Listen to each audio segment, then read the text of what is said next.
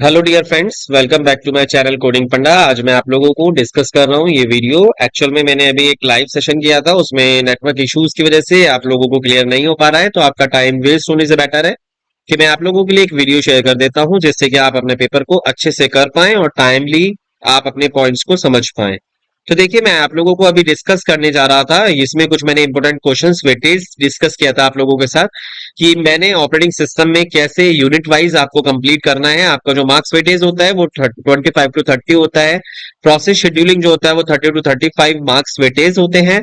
और डेडलॉक जो होता है आपका 20 to 25 मार्क्स का होता है।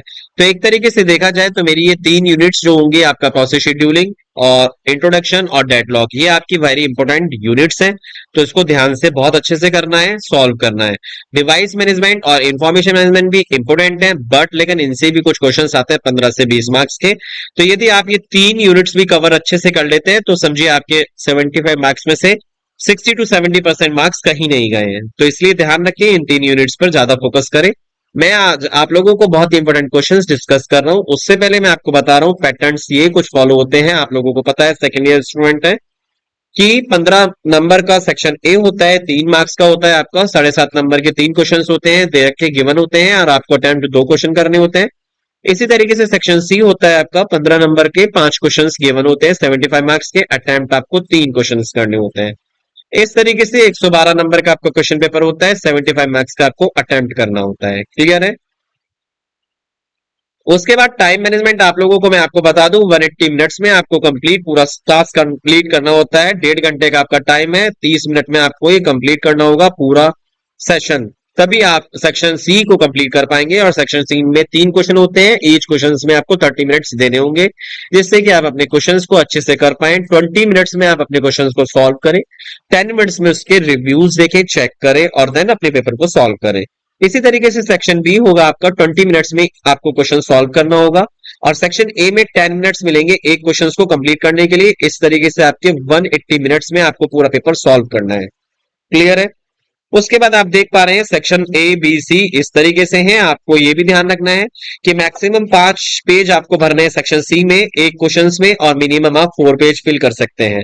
इसी तरीके से सेक्शन बी की बात करता हूं तो ईच क्वेश्चन के लिए जो मैक्सिमम पेज होंगे वो आपके 4 होंगे, मिनिमम पेज आपके 3 होंगे। और सेक्शन ए में यदि मैं बात करता हूं तो ईच क्वेश्चंस की यदि मैं बात करता हूं तो एटलीस्ट 1 पेज आपको डन करना होगा, या फिर हाफ पेज में आपको डन करना होगा मिनिमम। चलिए, ये सब चीजें आपको पता ही है और बाकी मैंने आपको एक नॉलेज के लिए बताया है, बट लेकिन अब ये चीज मैं आप लोगों को शेयर कर रहा हूँ, ऑपरेटिंग सिस्टम क्या होता है, किसे कहते हैं और उसके अंदर क्या पॉइंट्स होते हैं। देखिए, इंपॉर्टेंट क्वेश्चंस हैं, जैसे कि ऑपरेटिंग सिस्टम क्या होते हैं, उसके टाइप्स क्या होते हैं, ये आपके इंपॉर्टेंट क्वेश्चंस हैं। 5 से 6 क्वेश्चंस आपके बहुत इंपॉर्टेंट है, जो आपके यूनिवर्सिटी के एग्जाम्स में आने वाले हैं। What is operating system, detailed file allocation method, page replacement algorithm and type of page replacement algorithm, merits and demerits of the page replacement algorithm, principal advantage of multi-programming system, real-time system, page replacement algorithm and a trades। इसी तरीके के ये questions आप लोगों के आने वाले हैं यूनिवर्सिटी में, तो ध्यान रखें, आपको अच्छे से सॉल्व करना है। कैसे सॉल्व करना है, देखिए, जैसे पहला क्वेश्चन है, what is operating system and type of operating system. सारे क्वेश्चंस का आंसर तो मैं नहीं देने वाला हूं एक्चुअल में, क्योंकि आपके पास टाइम भी नहीं है, मेरे पास भी अभी इतना टाइम नहीं है कि मैं आपको पूरी वीडियो में आप लोगों को बैठाऊं। मैं बेटर है कि आपको ये चीजें क्लियर हो जाए। जैसे आप देख पा रहे हैं ऑपरेटिंग सिस्टम क्या होता है, तो ऑपरेटिंग सिस्टम के अंदर आपको इस तरीके से आपको क्वेश्चन पेपर सॉल्व करना होगा। मैं आपको दिखाता हूं कैसे। देखिए, ये आपको सॉल्व करना होगा, ऑपरेटिंग सिस्टम क्या होता है, ऑपरेटिंग सिस्टम को कैसे मेरे को सॉल्व करना है। जैसे like operating system it's point में आपको डिस्कस करना होगा। हमेशा ध्यान रखें, जब भी कभी आप पेपर सॉल्व कर रहे हैं तो पॉइंट में ही करें उसको, अन पॉइंट्स में ना करें, पैराग्राफ्स को अवॉइड करें, जिससे कि आपके मार्क्स ज्यादा मिले। और इस तरीके से आपको डिफाइन करना होगा ऑपरेटिंग सिस्टम, जैसे कि interface between computer user and user friendly, ये होता है। एक तरीके से आप समझ पा रहे हैं, ऑपरेटिंग सिस्टम जो होता है एक communication channel between hardware and software system, मतलब कि सिस्टम और हार्डवेयर के बीच के जो पर्सन को आप बोल रहे हैं वो आपका ऑपरेटिंग सिस्टम होता है। और इस तरीके से आपके ऑपरेटिंग सिस्टम के पॉइंट को क्लियर करना है। उसके बाद आप देख पा रहे हैं इसमें आपका एक मैंने डायग्राम भी ड्रॉ किया है। जैसे आप हमेशा ध्यान रखते हैं, जब भी कभी आप क्वेश्चंस को ड्रॉ कर रहे हैं तो डायग्राम बहुत मैंडेटरी होगा आपका। जैसे हार्डवेयर और सिस्टम सॉफ्टवेयर के बीच का जो पर्सन होता है उसको आप बोलते हैं ऑपरेटिंग सिस्टम। क्यों है बीच में पर्सन, जैसे आप देख पा रहे हैं कि सिस्टम जब आप इंस्टॉल करते हैं तो आप विंडो लेके आते हैं, मतलब कि विंडो इंस्टॉल करते हैं अपने सिस्टम में, तो वहां पे आप लोगों को ये चीज की नीड होती है ऑपरेटिंग सिस्टम की। Operating system just like it's a window, Linux, Unix and Ubuntu, that is called, this is a part of operating system.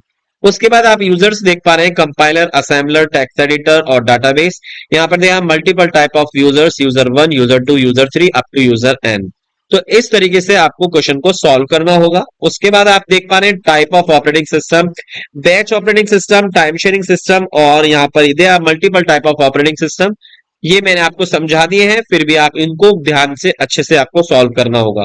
जैसे फाइल एलोकेशन मेथड, ये क्वेश्चन है आपका, तो फाइल एलोकेशन मेथड के लिए आपको ध्यान रखें, थ्योरेटिकल पार्ट कम दिखाएं, आप लोगों को ग्राफिकल फॉर्म में आपको ज्यादा दिखाना है। जैसे आप देख पा रहे हैं, this is the continuous memory allocation. यहाँ पे आपका स्टार्ट और लेंथ दो नाम की एक फॉर्म होंगे। स्टार्ट और लेंथ में आप देख पा रहे हैं, स्टार्ट के लिए जैसे कि मैं स्टार्ट पॉइंट कहां से करने वाला हूं, लेंथ मेरी कितनी है।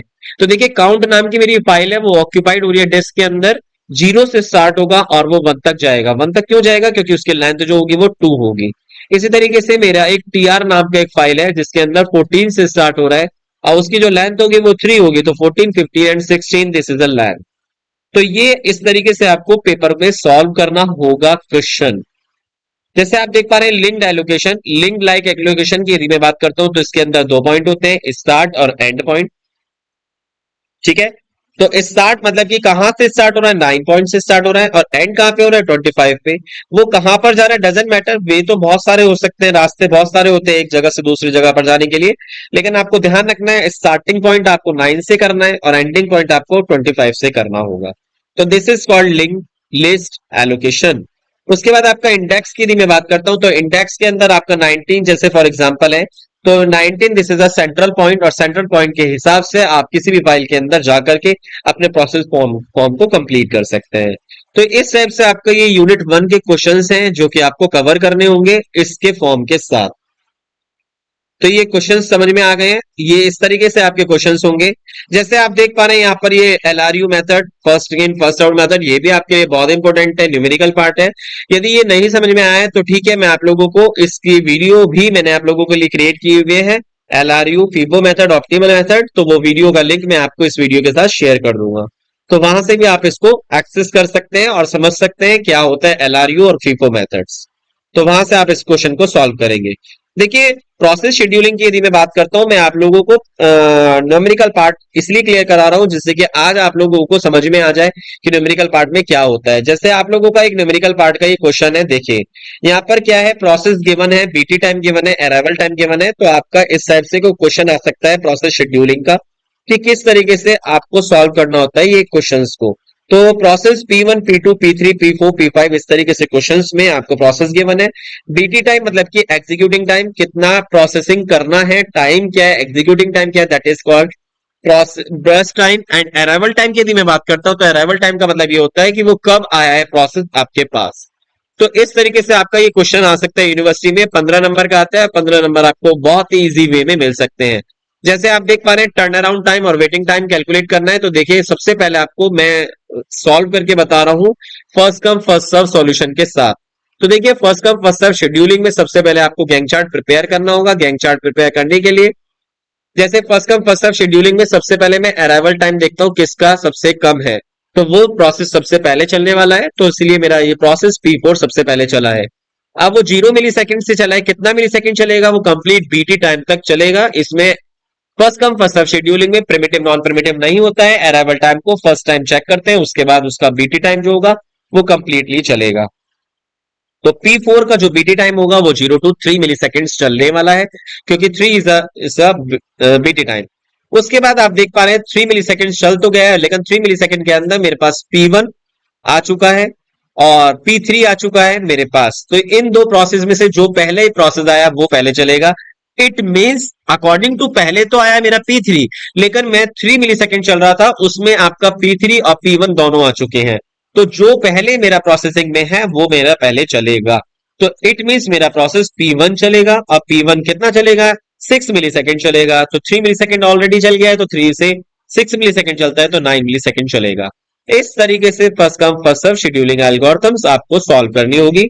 उसके बाद आपको वेटिंग टाइम कैलकुलेट करना होगा ईच एंड एवरी। मतलब कि अब वेटिंग टाइम कैसे कैलकुलेट करते हैं, देखिए जैसे P1 का वेटिंग टाइम क्या होगा, जो P1 जहां पर भी आपका प्रोसेस गैंग चार्ट में होगा, उसका जो स्टार्टिंग पॉइंट होगा, this is the waiting time. जैसे कि आप ये देख पा रहे हैं 3, this is the waiting time minus arrival time. तो इस तरीके से आपका होगा 3 minus 2 equals to 1, this is the waiting time. Executing time complete time बोल सकते हैं, या इस फॉर्म को आपको वेटिंग टाइम बोलना होगा। इसी तरीके से P2 की यदि मैं बात करता हूं, तो P2 के अंदर जो वेटिंग टाइम यहाँ पे मैं देख पा रहा हूं, यहाँ पर ये 9 होगा स्टार्टिंग पॉइंट, और उसका जो माइनस होगा क्या, अराइवल टाइम 5। तो इस तरीके से आप वेटिंग टाइम कैलकुलेट कर सकते हैं एवरी प्रोसेस के, और एवरेज कैलकुलेट करेंगे सभी प्रोसेस को जोड़ के डिवाइड बाय 5, जितने प्रोसेस होंगे उसके अकॉर्डिंग। तो this is called first come first serve scheduling. इस फॉर्म में आपको कंप्लीट करना होगा। उसके बाद मैं आपको बताता हूँ शॉर्टेज ऑफ फर्स्ट। तो शॉर्टेज ऑफ फर्स्ट की यदि मैं बात करता हूं, तो इसका मतलब क्या होता है, देखिए ये प्रोसेस भी मैं आप लोगों को बताता हूं, ध्यान से समझे।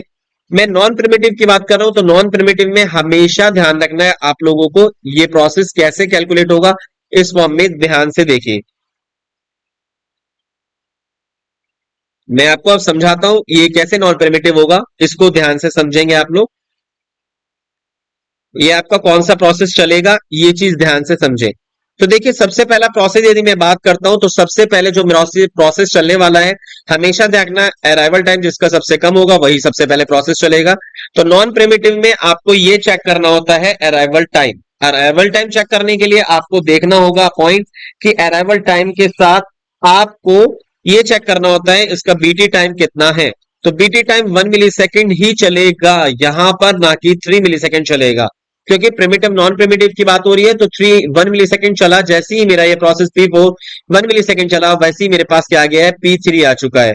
जब मेरे पास P3 आ चुका है, तो P3 के लिए यहां पर मैं चलूंगा P3। लेकिन P3 को चलाने से पहले मैं ये चेक करने वाला हूं P4 और P3 का बीटी टाइम किसका सबसे कम होगा, वो पहले चलेगा। तो मेरे पास ये दो प्रोसेस है, तो P4 का वेटिंग जो बीटी टाइम है वो 3 है, P3 का वेटिंग टाइम 8 है। तो मेरा जो प्रोसेस चलने वाला है वो क्या चलने वाला है, P4 अगेन चलने वाला है। कितना मिली सेकेंड चलेगा, 1 ही मिली सेकेंड और चलेगा। जैसे 1 मिली सेकेंड चला, और तो जैसे 1 मिली सेकेंड चला, इट मीन 2 मिली सेकेंड चला, वैसे ही मेरे पास ये वाला प्रोसेस भी आ गया। तो देखिए मेरे पास कितना प्रोसेस चल गया है, यदि मैं देख पा रहा हूं कि P4 मेरा 2 मिली सेकेंड चल चुका है, इट मीन अब ये यहां पर 1 बचा है। तो ये 3 से 2 हुआ, और 2 से हो गया 1। तो ये मेरा जो एक्चुअल में अभी इस समय बीटी टाइम बचा है वो 1 बचा है, और 1 के लिए आप देख पा रहे हैं जिसका शॉर्टेड टाइम होगा वही चलेगा। तो P4 अगेन P4 ही चलने वाला है। अब P4 जो चलेगा वो कितना मिली सेकेंड चलेगा, वो आगे 1 ही मिली सेकेंड चला, इट मीन 3 चलेगा। तो ये आप देख पा रहे हैं यहाँ पर, ये चीज देखिए, ये वाला जो पार्ट है आपका, ये आपका प्रोसेस पूरा डन हो चुका है। और जब ये पूरा डन हो चुका है, तो इसको देखिए मैंने ऐसे हाईलाइट कर दिया है, ये प्रोसेस मेरा P4 डन हो चुका है, 3 मिली सेकेंड चल चुका है। अब 3 मिली सेकेंड के साथ साथ मेरे पास ये वाला भी प्रोसेस है P1, और मेरे पास P3 भी है। तो P1 और P3 में से जो सबसे पहले आया है वो चलेगा नहीं, वो सबसे पहले वो चलेगा जिसका बीटी टाइम सबसे कम होगा। तो बीटी टाइम इसी का कम है P1 का। तो अब जो चलने वाला है आपका प्रोसेस, वो चलने वाला है P1। तो P1 कितना मिली सेकेंड चलेगा, आप ये भी चीज आपको ध्यान में समझना होगा। तो P1 आपका जो चलने वाला है, आप देख पा रहे हैं 3 से आपका 1 ही मिली सेकेंड चलेगा, इट मींस 4 मिली सेकेंड चलेगा। यहां पर इसलिए 4 चलेगा क्योंकि 1 मिली सेकेंड के बाद आपका जो 4 है, उसके बाद आपका ये प्रोसेस आ गया है आपके पास। कौन सा प्रोसेस आ गया है, आपका ये प्रोसेस आ गया है P5। तो P5 मेरा ये प्रोसेस आ चुका है। अब P5 भी आ चुका है, P1 भी है मेरे पास प्रोसेस, और मेरे पास P3 भी है। तो P1 का बीटी टाइम 5 है, P3 का 8 है, P5 का मेरा 4 है। तो यहां पर मेरा क्या चलने वाला है, P1 सॉरी P5 चलेगा मेरा प्रोसेस, क्योंकि इसका बीटी टाइम जो होगा वो 4 है, वो कम है। तो मेरा P5 ही चलने वाला है। वो कितना मिली सेकेंड चलेगा, डिपेंड करता है आगे के अराइवल टाइम से। इट मींस 5 है, तो इट मींस 1 ही मिली सेकेंड चलेगा, ये इसका अराइवल टाइम। क्योंकि इसका अराइवल टाइम 5 इसलिए चलेगा क्योंकि जब तक मेरा नेक्स्ट अराइवल टाइम नहीं आ जाता है, P2 नहीं आ जाता है, जब तक ये कंटिन्यूसली चलेगा। तो मेरा P5 चल चुका है, इट मीन मेरे पास P2 भी आ चुका है, और अब मेरे पास P1 भी आ चुका है, और P5 भी आ चुका है। P5 तो ऑलरेडी हो चुका है सारा, नहीं हुआ है अभी सारा। तो यहाँ पर मेरा पी जो है वो कितना मिली सेकेंड चल चुका है, 3 मिली सेकेंड, 1 मिली सेकेंड चल चुका है। तो यहाँ पर 3 मिली सेकेंड है, यहाँ पर आपका 5 मिली सेकेंड है, और यहाँ पर आपका 2 मिली सेकेंड है। तो मेरा जो यहाँ पर प्रोसेस चलने वाला है वो चलने वाला है P2। कितना मिली सेकेंड चलेगा ये ध्यान रखें आप लोग। तो मैं आपको बता दूं ये जो चलने वाला है प्रोसेस पूरा टाइम चलेगा, बिकॉज अब कोई भी अराइवल टाइम बचा ही नहीं है। तो 5 6 7 मिली सेकेंड ये यहाँ तक कवर करेगा। उसके बाद मैं आपको देख पा रहा हूं कि यहाँ पर जो चलने वाला प्रोसेस है वो P2 के बाद चलेगा मेरा क्या, P5। क्योंकि 3 मिली सेकेंड सबसे छोटा है मिली सेकेंड का टास्क, तो अब ये 3 मिली सेकेंड ही चलेगा। 7 3 10 मिली सेकेंड ये काम कंप्लीट करेगा। उसके बाद मेरा जो प्रोसेस है आप देख पा रहे हैं, P5 के बाद मेरा जो प्रोसेस चलने वाला है यहाँ पर 3 मिली सेकेंड चल गया है। अब मेरा जो प्रोसेस चलेगा वो P1 चलेगा 5 मिली सेकेंड। ठीक है। अब 5 मिली सेकेंड के लिए यहाँ पर जो मेरा प्रोसेस होगा वो हो जाएगा मेरा 15। इस तरीके से मेरा जो प्रोसेस होगा P1 हो गया है। अब मैं बात कर रहा हूं P1 के साथ साथ यहाँ पर किसकी, P3 की। तो अब मेरा जो प्रोसेस चलने वाला है वो P3 चलने वाला है, और P3 कितना है मेरा, 8 मिली सेकेंड। तो 8 मिली सेकेंड के लिए मतलब ये हो गया आपका 15 से आपका जो मिली सेकेंड है वो कितना चल गया, 15 से 16 17 18 19 20 21 22 23 23 मिली सेकेंड आपका ये पूरा प्रोसेस चल गया। इस तरीके से टोटल आपका मिली सेकेंड्स काम करेगा नॉन प्रिमिटिव में। और प्रिमिटिव में आप ऑलरेडी बस केवल चेक करेंगे वन टाइम अराइवल टाइम, उसके बाद वो कंप्लीटली पूरा पूरा प्रोसेस चलेगा। ये भी मैं आपको समझा देता हूं। और ये आपका बहुत ही इंपॉर्टेंट क्वेश्चन होगा, 15 नंबर का क्वेश्चन आना है। अब देखिए इनका वेटिंग टाइम कैलकुलेट करना है। तो वेटिंग टाइम यदि मैं P1 का वेटिंग टाइम कैलकुलेट करता हूं तो P1 का वेटिंग टाइम आप देख पा रहे हैं यहाँ पर P1 कहां पर है। तो P1 यहां पर देखिए 10 है, तो 10 माइनस उसका अराइवल टाइम क्या होगा P1 का, 2। तो this is called arrival time. आप ये देख पा रहे हैं ये आपका अराइवल टाइम होगा, और इसके फॉर्म के साथ साथ आपने इस अराइवल टाइम के साथ 2 माइनस कर दिया है। तो 10 माइनस 2 इक्वल्स टू हो जाएगा आपका 8। समझ पा रहे हैं। उसके बाद आप देख पा रहे हैं P2 का, P2 की यदि मैं बात करता हूं तो P2 का जो वेटिंग टाइम है वो क्या होगा आपका, बता सकते हैं P2 का वेटिंग टाइम। P2 का वेटिंग टाइम आप देखिए यहाँ पर ये रहा P2 यार आपका, और इस फॉर्म में आपका है ये 5, और 5 माइनस आपका क्या होगा अराइवल टाइम 5।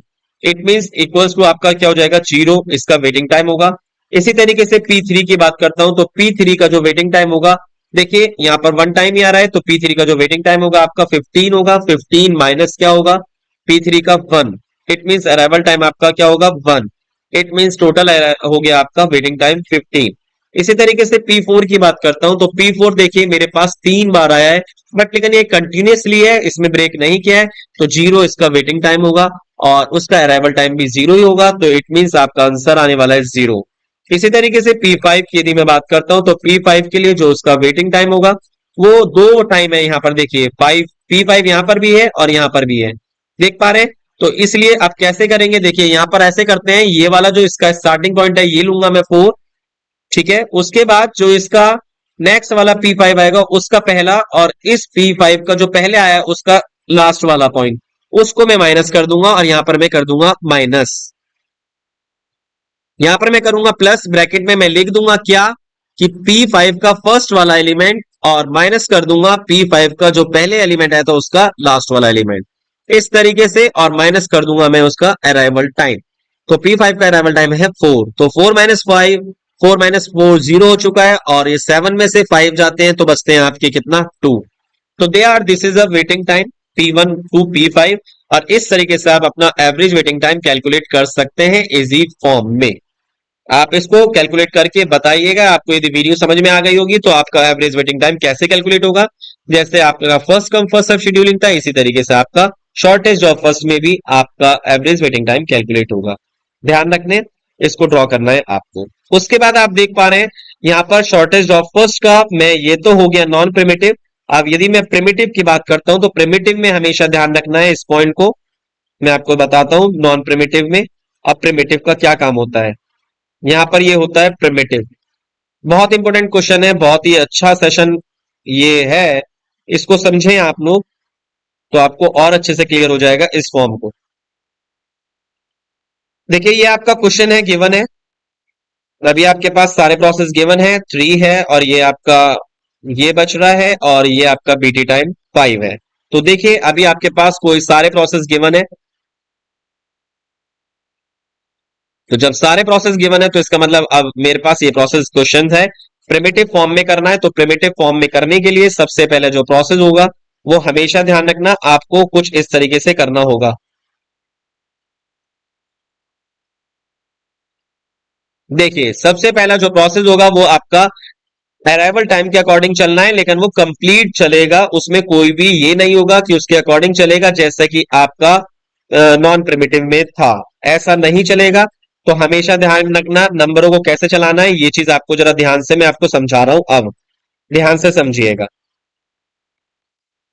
तो सबसे पहला जो प्रोसेस है वो P0 आया, इट मीन P4 यहाँ पे कंप्लीटली चलने वाला है पूरा प्रोसेस 0 to 3 मिली सेकेंड।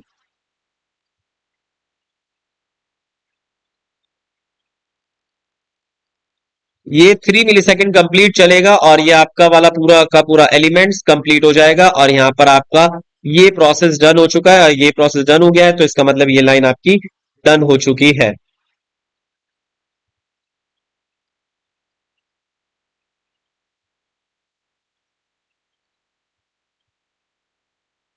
उसके बाद आपका ये प्रोसेस देख पा रहे हैं 3 मिली सेकेंड के अंदर आपका ये वाला भी प्रोसेस आ गया है, ये P1, और ये भी आ चुका है P3। तो इन दोनों में से जो सबसे पहले आए, नहीं, जो सबसे कम बीटी टाइम होगा वो कंप्लीटली चलेगा। तो इट मींस P1 चलने वाला है यहां पर। कितना मिलीसेकंड चलेगा? कंप्लीट चलेगा, 3 मिलीसेकंड चल चुका है ये प्रोसेस।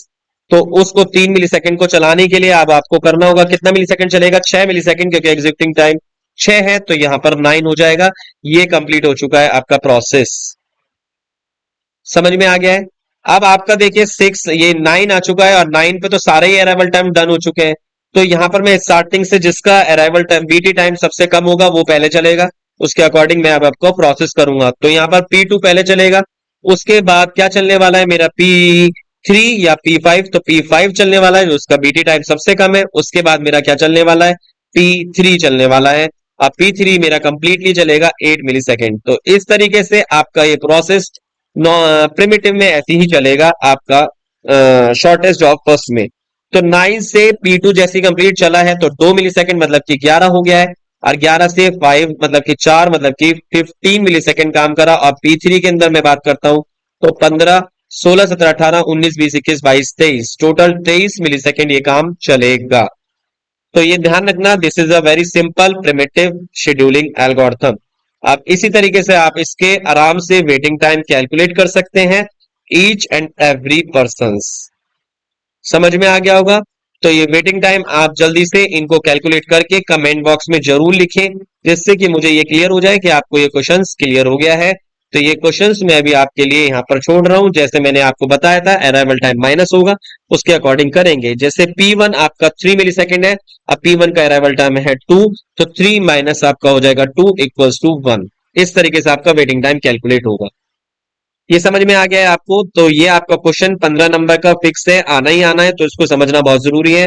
एक क्वेश्चन है आपका ये स्टेट डायग्राम। स्टेट डायग्राम तो बहुत ही इंपॉर्टेंट है आपका, ये चीज मैं आपको समझा देता हूँ स्टेट डायग्राम क्या होता है, किसे कहते हैं, ये चीज समझिएगा।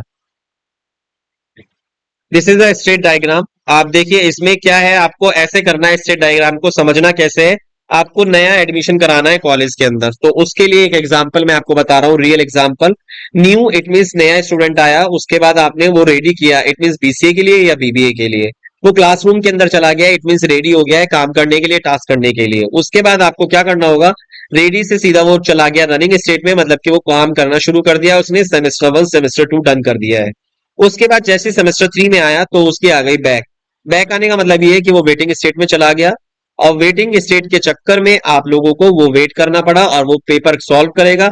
सॉल्व करने के लिए आपको उसको फिर रेडी करना पड़ेगा कि ठीक है भैया टास्क करो, और टास्क करके कंप्लीट करो, रनिंग करो। या कुछ स्टूडेंट ऐसे होते हैं कि पास ही हो जाते हैं कंप्लीट करते करते। तो रनिंग से टर्मिनेट में जाना, that is called completely clear हो जाना, और रनिंग से वेटिंग स्टेट में जाना, दैट इज कॉल्ड कि आपकी कहीं बैक लगी है। तो ये एक रियल एग्जांपल आप शो कर सकते हैं प्रोसेस स्टेट के अंदर। तो ये आपको ध्यान में रखना है, ये प्रोसेस स्टेट बहुत ही इंपॉर्टेंट एक क्वेश्चन है आपको जो करना होगा। ये समझ में आ गया है क्वेश्चन? चलिए यही आपके सेकंड यूनिट के कुछ इंपॉर्टेंट क्वेश्चन है, न्यूमेरिकल पार्ट है जो मैं आपको समझा चुका हूं। उसके बाद आप लोग देख पा रहे हैं यहाँ पर थर्ड यूनिट डेडलॉक। तो डेडलॉक के अंदर मेनली आपके ये तीन क्वेश्चंस बहुत इंपॉर्टेंट है, दो क्वेश्चंस। डेडलॉक क्या होता है, उसकी नेसेसरी कंडीशन, लाइक जैसे कि म्यूचुअल एक्सक्लूसिव, वेट एंड जो वेट एंड क्या नाम बोलते हैं, होल्ड होल्ड एंड वेट होता है, सर्कुलर वेट हो गया, नॉन प्रिम्पशन हो गया। दे आर फोर कंडीशंस, इन्हीं कंडीशंस को आपको सॉल्व करना होगा और समझना होगा। और इसी तरीके से मेथड्स में प्रिम्पशन और अवॉइडेंस में आपको ये भी बहुत इंपॉर्टेंट है आपका ये क्वेश्चन। प्रिम्पशन मतलब ये होता है कि कैसे बचना है उस पॉइंट से। डेडलॉक होता क्या है मैं आपको बता दूं। डेडलॉक मतलब ये होता है ऐसे सिचुएशन में फंस जाना कि ना तो आप निकल पाएंगे ना ही आप यहाँ से मतलब इसको ब्रेक कर पाएंगे। दैट इज कॉल्ड डेडलॉक, कि आप फंस चुके हैं, जैसे कि जाम है, इधर भी जाम है उधर भी जाम है, आप बीच में फंस चुके हैं, तो आप ना तो इधर निकल पा रहे हैं ना उधर निकल पा रहे हैं। लेकिन जब होगा, प्रॉब्लम सॉल्व होगी, म्यूचुअल अंडरस्टैंडिंग होगी, तो हो सकता है आपकी प्रॉब्लम सॉल्व हो जाए। लेकिन अभी के लिए आप फंस चुके हैं, तो दैट इज कॉल्ड डेडलॉक। आपके प्रोसेस में, आपके वर्किंग स्टाइल में यदि कोई सर्कल आ जाता है, that is called process deadlock बन जाता है। समझ में आ गया। तो इन पॉइंटों को आपको क्वेश्चंस को सॉल्व करना है, ये दो इंपॉर्टेंट बहुत क्वेश्चन है। उसके बाद आपका डिस्क शेड्यूलिंग मैनेजमेंट है। देखिए यहाँ पर ये क्वेश्चंस हैं आपके, बहुत इंपॉर्टेंट क्वेश्चंस हैं, इनकी भी मैंने वीडियो शेयर की हुई है, तो इसको भी समझ लें और बहुत अच्छे से करें। जैसे कि सपोज विद क्वेश्चन आ जाता है first in first out method से, लुक मेथड से, स्कैन से, शॉर्ट टेस्ट, सीक टाइम से आपको सॉल्व करने हैं। ये इस तरीके से आप रिक्वेस्ट कर सकते हैं और शेड्यूलिंग के साथ आपका क्वेश्चन सॉल्व कर सकते हैं। फ्रेगमेंटेशन क्या होता है, उसके एक्सटर्नल और इंटरनल फ्रेगमेंटेशन, ये चीज बहुत इंपॉर्टेंट है। फ्रेगमेंटेशन का मतलब है कि एक बड़े टास्क को एक छोटे छोटे टास्कों को बड़े टास्क में कन्वर्ट करना। देखिए दो टर्म होती है, एक होता है आपका सेगमेंटेशन। ये सेगमेंटेशन का मतलब होता है एक big task divided into small parts, small small part. इसी तरीके से फ्रेगमेंटेशन की बात करता हूं तो जस्ट रिवर्स ऑफ सेगमेंटेशन, कि छोटे छोटे टास्क से बड़े टास्क में कन्वर्ट करना, दैट इज कॉल्ड फ्रेगमेंटेशन। तो ये क्वेश्चंस आपको बहुत इंपॉर्टेंट रहेंगे फोर्थ यूनिट में। फिफ्थ यूनिट में आपका फाइल सिस्टम, सिस्टम कॉल, और बहुत ही इंपॉर्टेंट क्वेश्चन है आपका फाइल एक्सेसिंग एलोकेशन मेथड। तो ये भी आपको करना होगा। इस तरीके से आपके ये सारे क्वेश्चंस बहुत ही इंपॉर्टेंट है और आपको ये क्वेश्चन सॉल्व करने होंगे। All the best to all dear students. और मैं जितनी भी इंपॉर्टेंट लिंक्स हैं इसके मैं इस वीडियो के साथ शेयर कर रहा हूं आप लोगों को। तो ध्यान से अपने पेपर को सॉल्व करें, डोंट बी पैनिक, अच्छे से इस प्रॉब्लम को सॉल्व कर सकते हैं, तभी आपको समझ में आएगा। ठीक है, thank you all dear students.